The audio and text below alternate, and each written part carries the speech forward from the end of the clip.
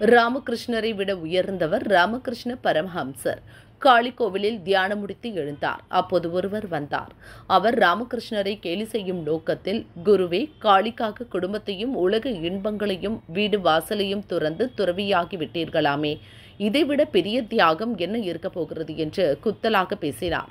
ராமகிருஷ்ணர் அவரிடம், நானெல்லாம் சாதாரண துறவி, மிக தாமதமாக துறவரம் ஏற்றுள்ளேன், என்னை விட நீங்கள்தான் பெரிய துறவி என்று ஒரு குண்டை தூக்கி போட்டார். வந்த ஆசாமி மிரண்டு விட்டார்.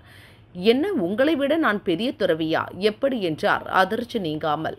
ஐயா, நான் கடவுளுக்காக உலக இன்பங்களை மட்டுமே துறந்த சாதாரண துறவி, நீங்களோ உலக இன்பங்களை அனுபவிக்க உயர்ந்த கடவுளையே துறந்து விட்டீர்களே, இப்போது சொல்லுங்கள், நான் பெரிய துறவியா, நீங்கள் பெரிய துறவியா என்றார். இதற்கு பிறகும் கேள்வி கேட்டவர் வாயை திறப்பாரா என்ன?